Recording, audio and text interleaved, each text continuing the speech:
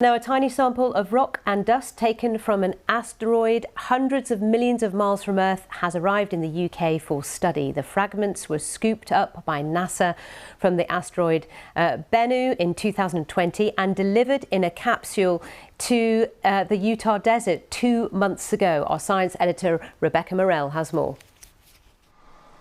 A piece of asteroid from deep space has finally arrived at London's Natural History Museum. We've separated out these little bigger fragments in our stones of interest. Scientists here have been waiting years for the chance of a close-up look and to get their gloved hands on this precious extraterrestrial material. I think it's beyond our wildest dreams. It's an incredibly beautiful rock. It's very, very black, but with some tiny little white bits in as well. And we found that each little grain looks a bit different to the other grains, so it's going to keep us busy for years trying to figure it all out. The sample comes from this, a 500-metre wide space rock called Bennu. It was collected by a NASA spacecraft in a smash and grab manoeuvre and packed into a capsule to bring it back home. Touchdown. I repeat, DDL. FRC has touchdown. After landing in the Utah desert, it was quickly secured. Now the dust inside is being distributed to scientists around the world. It's incredible to see this material up close, grabbed from an asteroid hundreds of millions of miles away.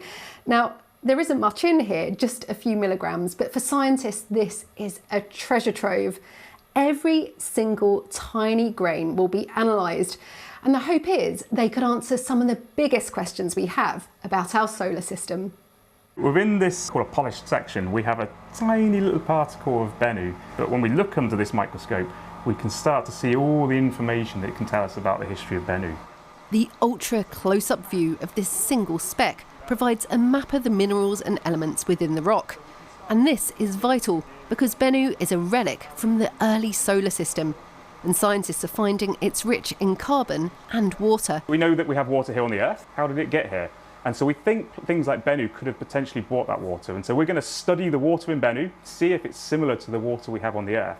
And if we find similarities, that gives us a really good idea that the asteroids like Bennu were helping to deliver at least some of the water to the Earth when it was just starting out 4.5 billion years ago. The UK has so far been sent about a teaspoon of material, but there might be more to come, because some of the space rock is still stuck in the sample container at NASA HQ. 2 of its 35 screws are proving tricky to undo, so new tools are being developed to retrieve every last bit of Bennu. The material that's here is being shared with some universities around the UK, so expect a slew of discoveries and some out-of-this-world surprises along the way. Rebecca Morell, BBC News.